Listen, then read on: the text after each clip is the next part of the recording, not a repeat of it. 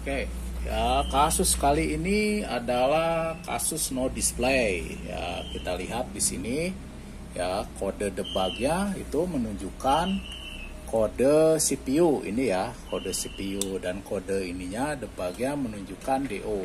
Jelas ya? Nah, kira-kira langkah kita kemana? Saya selalu mengajarkan ya sebuah pengukuran. Berarti kita akan mengecek tegangan per tegangan. Yang pertama tegangan apa, Om? Tegangan kerja, input PDD. Tegangan apa yang perlu kita cek lagi? Tegangan RAM. RAM. Oke, kita cek tegangan RAM ya. Apakah tegangan RAM-nya hadir? Tegangan RAM-nya zong ya. Tidak hadir di sini. Yang kedua, kita cek maju ke depan, tegangan RAM yang kedua adalah PPM 2,5 volt. Hadir tuh 2,5 volt. Tegangan yang selanjutnya adalah 1 volt.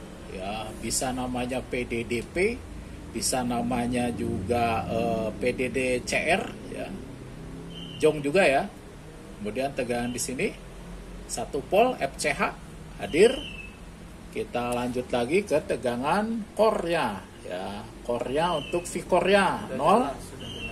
Jelas ya 0 ya, pasti ya. Kemudian NB core-nya juga sama, dia 0. Nah, dari hasil pengukuran tersebut ya, kita bisa memulai dari kenapa tegangan RAM ini tidak hadir ya.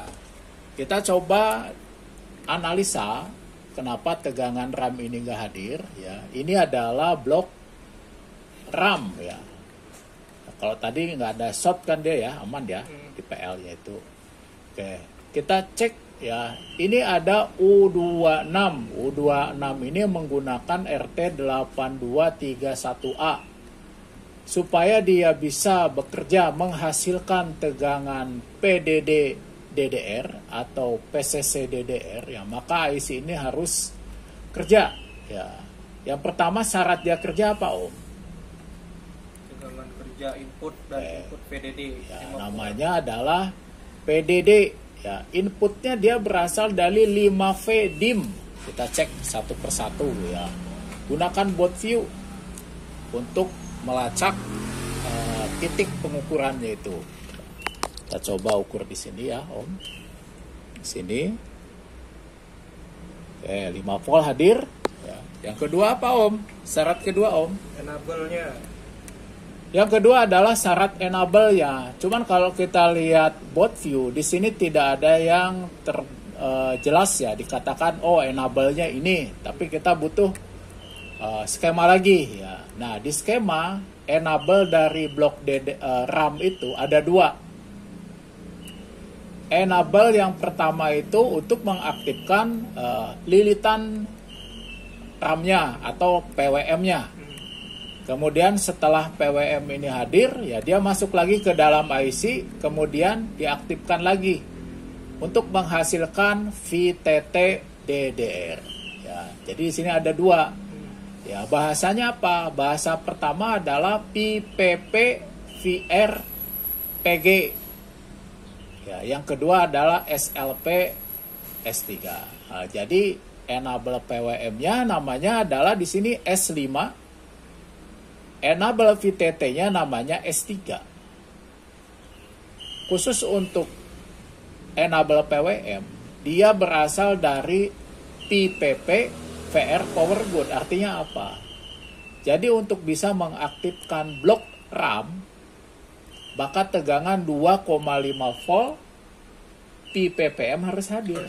Ya kan? Ya, kemudian dia memberikan power good-nya. Nah, power good-nya dari 2,5 volt PPPM akan mengaktifkan apa? IC U26 ini. Kita ukur ya. Nilainya berapa di sini ya. Pin nomor 8. Berarti kita alihkan ke pin nomor 8. Pengukurannya ada di MOSFET. Dual MOSFET ya. 2N7002D. Situ tuh di dryer-nya kita ukur di sini di dryer-nya hadir nggak dia? Kita nih. Nah, itu dia ya, kadang penyakitan. Oh, ada ternyata ya 3,4 volt. Ya, ada tegangan kerja, ada enable, itu syarat IC. Apalagi? Ya, berarti kita menuju ke syarat PWM. Syarat PWM yang pertama itu di sini ada istilahnya, ada kata-kata ton. T-on. T itu identik dengan perioda. On itu ya on. Jadi pin T-on ini sesungguhnya adalah sinyal ya, sebetulnya ya, tegangan yang nanti di dalam itu akan mengaktifkan sinyal kotaknya. Jadi yang pertama dicatat ton, yang kedua bootstrap ya, yang ketiga pas, yang keempat adalah UGET. Ya, UGET dan LGET. Ya, jadi di dalam IC ini ya, dia mengontrol gate-nya MOSFET upper. Nah, ini MOSFET upper-nya Om. Ini MOSFET upper-nya. L-gate-nya mengontrol MOSFET lower-nya. Ya. Oke, yang pertama kita cek dulu T-on-nya atau ton-nya. Berapa Om nilai ton-nya di sini Om? 5 volt. 5 volt karena sumbernya dari 5V DIM melalui R180. Di pin 9 kita ukur. Ya, T-on-nya. Nah, ini ya, pengukur T-on-nya. Berarti posisi dekat apa nih? Dekat cok ya, dekat lilitan kecil. Kemudian ada resistor yang kedua. Oh, di sini T-on-nya. Oke, kita cek di T-on. Nah, T-on-nya itu terukur berapa, Om? 00,54. Berarti nggak ada nih. 0,54. 54. Gitu. Harusnya berapa? 5 volt. Harusnya 5 volt. Oke ya, paham di situ? Paham saya. Yakin itu masalahnya? Yakin. Oke, insya Allah ya, kita kerjakan terlebih dahulu ya. Kode DO ya, masalahnya adalah R180 ya. Dia sumbernya dulu Om. Sumbernya dulu sebelahnya. Ini sumbernya, sebentar. Ini sumbernya ya. Sumbernya berapa? Ada tuh. Berapa volt? 5,2. Nyebrang ke resistor ini, dia jadi 0,5 volt. 0,5. Nah, ini nih yang kecil ini. Kayaknya korosi deh dia, resistornya itu. Oke ya. Jadi kita kerjakan dulu T-on-nya itu ya. Ton ya. Inilah penyebabnya ya. Jadi frekuensi dari PWM ini, RAM ini ya, harus berada pada posisi 400 kHz. Dan itu di pull up oleh 5 volt. Oleh tonnya itu. Ya, kalau mau tahu istilah ton itu apa. Ya. Nah, itu analisa dari kerusakan tegangan RAM nggak hadir. Kita akan eksekusi. Ya, semoga saja ini bisa solve ya.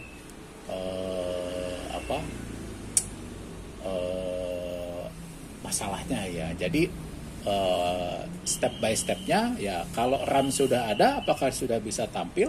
Kita lihat. Ya, kita lihat hasilnya ya. Oke, kita lanjutkan nanti video yang kedua dari hasil pengukuran. Jadi ya, di sini saya selalu mengajarkan untuk melakukan sebuah analisa. Ya, jangan pernah kita ya, kalau memang lagi belajar itu coba-coba. Misalkan tegangan RAM gak hadir, lo ganti MOSFET upper, ganti MOSFET lower, ganti elko-nya, ganti IC-nya. Ya, tanpa sebab dan akibat lo udah main ganti-ganti aja. Ya, kayak dewa aja ya. Jadi ya kan, kayak main dewa aja, main tebak-tebakan ya. Jadi tolong please ya, analisa itu dikedepankan ketimbang daripada kita ganti-ganti. Ini semoga saja solve ya masalah ini. Nah, untuk resistornya ini ya, ini wajib diganti Om ya.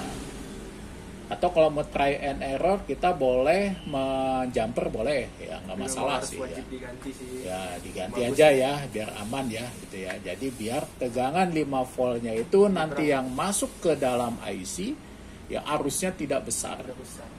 Ya, tapi nanti akan kecil ya, tegangan tetap ada 5 volt. Oke Ya, sekian dulu, mudah-mudahan ini solve ya. Ini adalah kasus studi kasus Om ya. Ya. Di hari terakhir kita ya di 3 minggu ini ya. Nah, jadi ya untuk yang kursus di sini ya nggak cukup di 2 minggu saja. Ya memang intinya 2 minggu itu harus diselesaikan, ya wajib diselesaikan. Tapi bila mana masih betah tinggal di sini, belajar di sini, lanjutkan. Ya, jadi bukan berarti 2 minggu beres, bisa nggak bisa, ya sudah gitu kan. Tidak seperti itu. Ya kita kalau sudah masuk ke dalam di Bandung, ya kita seolah punya ikatan saling kekeluargaan gitu ya. Itu kan lebih bagus ya. Nah, jadi memang ada bisnis gitu kan di sini ya. Tapi jangan bisnis melulu gitu kan. Tapi ada nilai-nilai yang lebih dari itu ya. Rencana 2 minggu, bisa 3 minggu, bisa 1 bulan, tergantung dari Andanya itu sendiri. Ya, Anda merasa betah di sini ya alhamdulillah. Berarti banyak akan ada ilmu dan praktek-praktek yang langsung di lapangan. Ini real punya customer ya, yang di lapangan ya. Mudah-mudahan bisa selesai. Terima kasih. Oke, kita lanjut ya, yang nggak boleh itu ya. Jadi ini setelah hasil perbaikan, oke ya. Setelah dianalisa, ya, ternyata ya penyebab dari CPU LED menyala itu dan tidak tampil diakibatkan karena poligami. Salah tuh kan. Diakibatkan karena tegangan RAM belum hadir. Tegangan RAM belum hadir menyebabkan tegangan core ya. CPU core, NB core di AMD ini dan PDDCR itu hilang.